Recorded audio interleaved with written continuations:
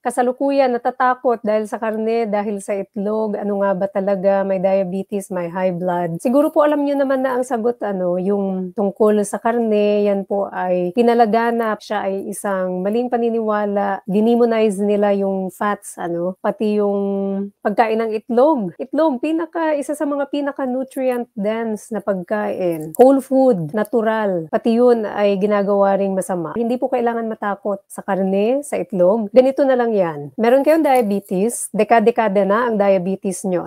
Sabi sa inyo, huwag kayong kumain ng matataba. Ito ang gamot. Inom kayo ng maraming gamot. Kayo ay huwag kumain ng matataba. Iniwasan nyo na lahat. Ano po nangyari? Gumaling po ba? Gumaling po ba yung inyong diabetes? Gumaling ba ang inyong high blood pressure? Gumaling ba ang fatty liver nyo? So kung hindi po gumaling sa ganung pamamaraan, ibig sabihin po nun, kailangan baguhin yung pamamaraan dahil hindi po talaga yan ang problema. Ang problema yung kapartner niya. High carb po, yun po yung problema, yung kapartner. Ang blame lagi na kay karne. Karne, itlog, yun lagi ang problema. Pero ano ba yung nangyayari? Yun naman lagi binibigay na advice, ba't hindi gumagaling ang mga tao? Kasi hindi yun ang tamang advice. Na-demonize si fat. Masyadong pinasama yung reputasyon ng taba ng animals to the point na umiwas ang mga tao pero hindi naman gumaling sa sakit. So, kung takot talaga, marami naman pong mga pwedeng kainin sa food guide. For example, kung takot kayo sa red meat, edi meron naman pong isda, meron namang white meat. Maraming mga pwedeng kainin sa low carb lifestyle. Marami sa inyo nagsasabi, Dok, ano na lang kakainin? Wala na lang lahat. Yung mga bago po dito, welcome. Yung mga nagsasabi sa inyo, wala na lang, pinagbawal nyo na lahat. Ayan po, pagka dami-dami ng pagkain nandito sa food guide, nandyan po, tignan po ninyo, go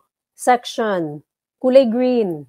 Napakaraming pagkain pwedeng kainin. Saan yan, Doc, mada-download? Ito nga po, yan, sa levelupwithdriris.com. Doc, paano namin malalaman paano kami kakain ng tama? Ayan, mag-join sa group. Napakaraming mga taong nagpo-post ng mga pictures na katakam-takam na recipe. Kung hindi nyo pa nakita yung sarili kong posting tungkol dun sa mga niluluto ko, hanapin nyo po, napakaraming pwedeng kainin. Yung mga iba nagsasabi ay mga mga low carbers, hindi raw kumakain ng gulay. Not true. Ako in particular, nakita nyo yung aking mga plates, panay gulay din. Nasa inyo pong preference. Nasa preference, may mga low carbers na carnivore, merong mga low carbers na vegan, may mga low carbers na vegetarian, pescatarian, kung ano man yan, paleo, lahat po yan ay welcome sa lifestyle natin basta low carb. Iisang pundasyon, Depende sa preference. Bakit kailangan respetuhin ang preference? Kasi bawat tao ay may kakaibang katawan. Yung nag-work sa'yo, maaaring hindi mag-work sa ibang tao. Kaya kailangan tayo inclusive sa iba't ibang mga preference. Wag lang syempre yung mga pagkaing artificial at mga pagkaing nagdudulot ng inflamasyon. Wag lang yung mga pagkaing prinoseso.